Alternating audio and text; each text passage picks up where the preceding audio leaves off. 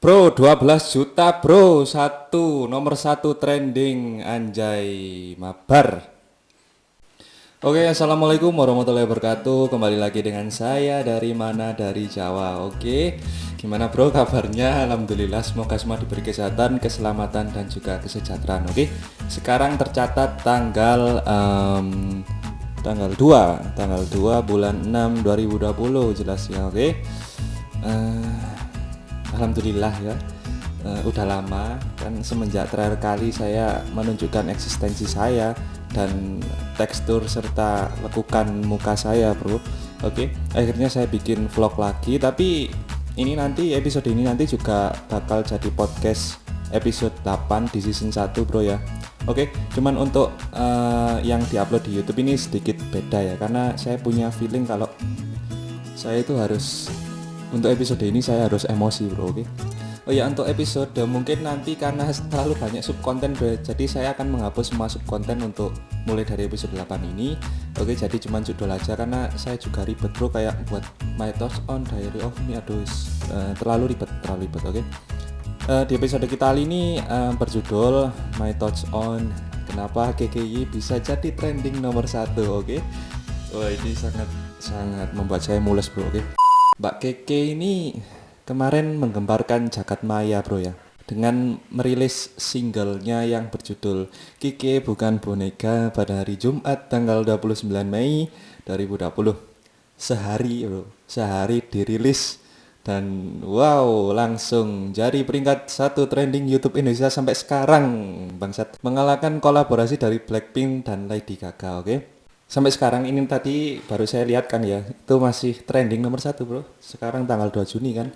Udah beberapa hari 12 juta, anjay. 12 juta wajir. Sebelumnya oke ya, seperti biasa disclaimer dulu saya. Saya hanya membahas ini karena saya tertarik untuk membahas ya, posisi di sini saya netral, saya gak berpihak sama siapapun, oke.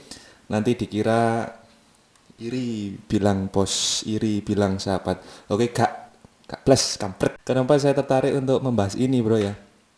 Karena dari yang saya tahu sebagai penikmat kontennya netizen, oke, penikmat shitpost dan meme juga, saya bisa menyimpulkan bahwa KKI ini, Mbak KKI ini ya, memiliki lebih banyak haters ketimbang fans, dan banyak banget yang bikin konten shitpost yang penuh dengan hate speech ya. Oke. Tapi kenapa dengan begitu banyaknya haters, dia malah bisa menduduki posisi 1 trending YouTube Indonesia. Oke. Oke, langsung skut aja, bro. Kita bahas apa yang bisa bikin lagu ini jadi trending nomor 1. Cus. Oke, biar gak lompat-lompat, bro ya. Kita bahas sedikit latar belakangnya Mbak Keke ini hingga sampai bisa seperti ini, oke? Prestasi, bro, prestasi itu. Sumpah prestasi nomor 1 trending YouTube Indonesia itu prestasi, bro. Oke. Karena kenapa kita bahas latar belakangnya Mbak Keke ini ya? Karena masa lalu Keke ini juga memiliki pengaruh besar gitu ya pada kesuksesannya. Saya sebenarnya nggak terlalu mengikuti juga Mbak Keke ini. Hanya tahu ketika main medsos itu kan pasti ada berita kalau viral kan keluar di timelinenya. Oke. Saya dengar Mbak Keke ini awalnya dari vlog. Oke. Vlog bergenre beauty vlog, oke. Dia ini viral setelah bikin video pasang foundation pakai cara yang gak biasa, yaitu dengan menggunakan balon yang diisi dengan air. Kutuk balon itu, bro. Setelah itu duar, oke, duar viral, viral sampai seviral-viralnya, dan viral di mana-mana ya. Beberapa YouTubers ini juga ngajak collab, bro, kolaborasi seperti Mbak Nagita Slavina dan juga Mbak Tasya Farasya. Oke, dari sinilah, setelah ini itu setelah beauty vlog ini, suasana dari perjalanannya Mbak Keke ini mulai agak berubah, bro. Mulai agak berubah dan sedikit demi sedikit di sini haters mulai muncul. Oke. Semenjak itu dia diundang di mana-mana, bro. Saya juga tahu dari acara-acara televisi viral kan ya, viral sampai viral. Yang paling viral adalah sesaat setelah dia naik daun setelah membuat beauty vlog itu, Mbak Kiki ini pacaran sama artis yang artis muda gitu kan ya, ganteng dengan nama Rio Ramadan. Kenapa viral? Maaf, bro ya, saya hanya membicarakan apa yang saya lihat dari komentarnya. Saya nggak menjudge ya. Dan hal itu adalah yang membuat viral itu adalah seputar fisik, oke? Ada perbedaan fisik dari Mbak KKI dan Mas Rio ini yang terbilang relatif jauh menurut netizen, oke? Banyak yang mengatakan bahwa hubungan itu hanya settingan, bro. Hubungan itu hanya settingan dan yo seringnya ancen kayak ngono gitu loh. Aku gak ngomong dan ngejudge ya kalau itu settingan gitu. Saya juga nggak tahu karena saya sendiri gak tahu. Tapi memang siklus dari seseorang yang viral itu seringkali seperti itu, bro. Jadi untuk mempertahankan eksistensi yang perlahan-lahan itu mulai meredup gitu, bro ya. Seseorang itu harus membuat sesuatu yang membuat dirinya tetap eksis, tetap dikenal gitu kan ya. Oke. Jadi tidak mungkin seseorang itu hanya membuat satu konten yang akan membuat dia itu sukses selama dia hidup, oke? Jadi dia harus terus dan terus membuat konten supaya ya tetap diingat, bro. Oke, seperti itu. Oke, jika ditanya terus suka sama kontennya KKI nggak? Jawaban saya ya adalah iya dan tidak, oke? Saya kurang suka dengan konten KKI yang saat ini, kontennya Mbak KKI ya saat ini. Tapi kalau dia masih bikin beauty vlog seperti pertama dia viral gitu, pertama dia terkenal, yang dimana konten itu menurut saya itu lebih mengedukasi dan menghibur, maka dengan senang hati ya kan saya dukung, oke? Saya subscribe, saya dukung wis pokoknya wis. Sayangnya konten yang dibuat Mbak Keke ini pasca hubungannya dengan Mas Rio, oke? Menurut saya hanya dibuat untuk menarik perhatian aja, bro. Bagi yang nggak tahu ya, Mbak Keke ini sekarang aktif bikin konten TikTok dan mukbang apa mukbang bilangnya.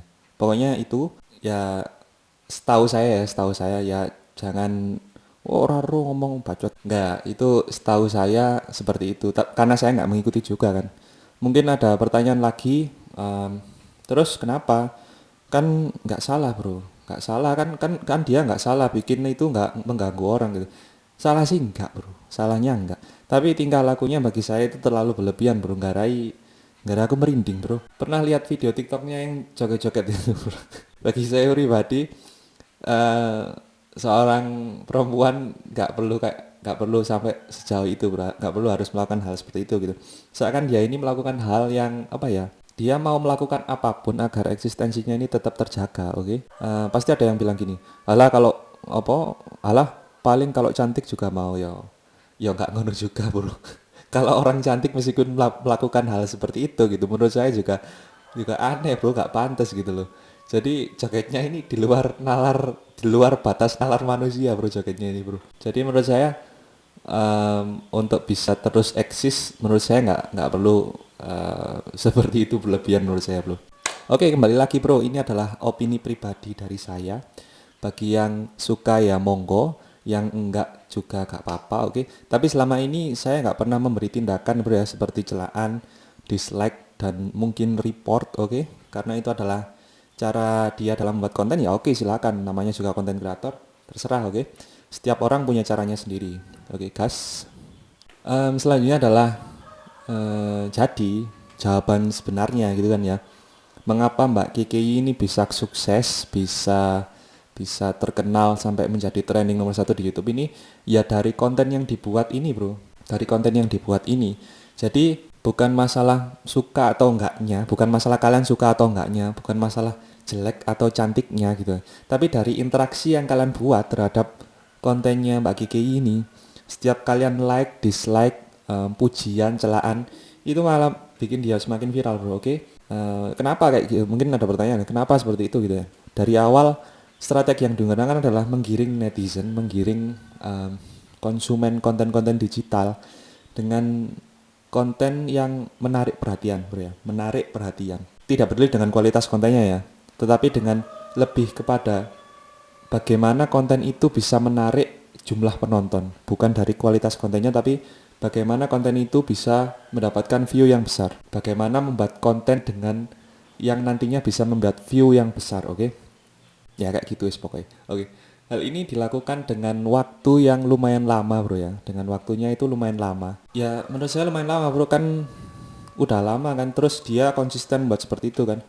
Membuat konten yang seperti mukbang dan TikTok itu terus dilakukan sampai puncaknya itu adalah kemarin. Jadi setelah misalkan diibaratkan gitu ya, dia itu seperti mengumpulkan energi gitu bro.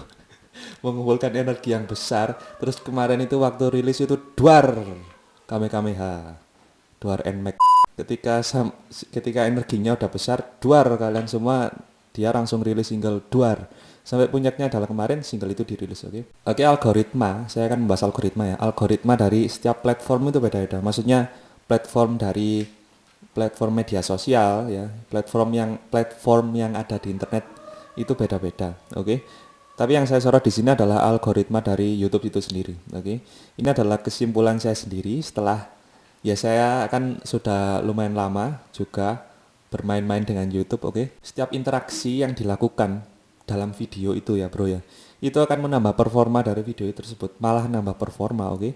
Gak peduli dislike atau komen yang sifatnya kebencian bro.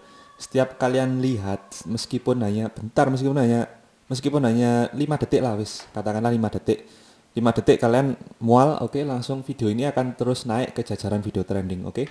Kenapa bisa langsung nomor 1? Nah itu saya sendiri juga bingung bro ya, kenapa kok langsung bisa langsung nomor 1 bro. Kalau menurut saya sendiri karena akses yang kalian lakukan itu bersamaan bro. 3 hari 10 juta bro, tolong dino 10 juta bejir. 3 hari 10 juta itu sangat wow sekali bro. Akses yang kalian lakukan itu bersamaan terus serentak. YouTube menganggap bahwa video itu adalah video yang dibutuhkan oleh masyarakat Indonesia saat itu. Karena akses kalian yang bersamaan itu. Jadi YouTube menganggap, oh ini adalah video yang dibutuhkan untuk dipadok oleh masyarakat Indonesia, oke? Kalian kadang lihat, kan kalau kalian lihat YouTube gitu kan ya, lihat ya wis pokoknya sampean. Pokoknya streaming kan mesti di kono kan ono video recommended. Nah, tapi video recommended itu kadang kan nggak nyambung sama video yang kalian suka gitu. Misalkan kalian lihat masak-masak, terus ada video recommended, ada gambar binaraga gitu, nge-gym, fitness gitu kan, itu kan nggak nyambung. Nah, tapi masyarakat di sekitar Anda, masyarakat di negara Anda itu semuanya melihat video itu, jadi itu direkomendasikan ke Anda. Jadi itulah cara kerja YouTube. Cara kerja YouTube. Jadi setiap ada yang rame itu langsung ditawarkan kepada kalian. Nah kalian yang kepo pastinya kan juga lihat, klik buka thread 5 detik view-nya nambah bro. Meskipun kalian nggak lihat sampai selesai, view-nya nambah. Kalian like atau dislike makin diangkat dari PNS kan. Oke. Jadi ya seperti itulah bro. Alasan mengapa Mbak KKI bisa mendapatkan trending dengan urutan pertama bro di YouTube Indonesia ya. YouTube Indonesia bro ya. Sebenarnya bukan cuman Mbak KKI aja yang punya strategi seperti itu, banyak sekali YouTuber di luar sana yang melakukan dengan cara yang sama, oke. Kalau saya pribadi tidak mengomentari musikalitasnya bro ya. Saya nggak mengomentari musikalitas dari single itu. Saya juga pelaku seni musik, oke. Bukan bermaksud sombong ya. Tapi saya rasa siapapun bisa menilai meskipun dia awam, kualitas dari suatu musik itu. Apakah musik itu bisa layak untuk menempati jajaran video trending? Setiap orang mungkin menurut saya pribadi bisa menilai suatu kualitas dari karya seni musik gitu. Single ini menurut saya nggak jelek, cukup bagus. Tetapi untuk masuk jajaran nomor 1 trending, saya rasa ini bukan berasal dari aspek musiknya, bukan dari musiknya, tetapi dari serangkaian strategi penyebaran konten yang sudah saya sampaikan tadi. Jadi setelah ya misalkan diringkas gitu seperti yang saya jelaskan tadi ya, mengumpulkan energi yang besar gitu kan ya, setelah benar-benar siap, single itu akhirnya dirilis, oke, seperti itu. Sehari setelah dirilis ini sebenarnya udah selesai bahasanya, tapi ada sedikit lagi kemarin berita. Sehari setelah dirilis single ini sebenarnya juga menimbulkan sedikit masalah bro, yaitu hak cipta, oke. Saya juga udah curiga sebenarnya judulnya itu ada miripnya gitu kan, ada miripnya. Jadi ada lagu yang lumayan lawas dulu banget guys, pokoknya lebih dari 10 tahun lalu. Penyanyinya adalah Rini Idol. Nama aslinya Rini Wulandari. Dia jadi kontestan Indonesian Idol. Dulu pernah mempopulerkan lagu. Jadi sebenarnya bukan dia sendiri yang buat, tapi dia yang mempopulerkan gitu. Judulnya itu Aku Bukan Boneka, oke. Silakan kalian cari sendiri, cek di YouTube, oke. Rini Idol, Aku Bukan Boneka, oke.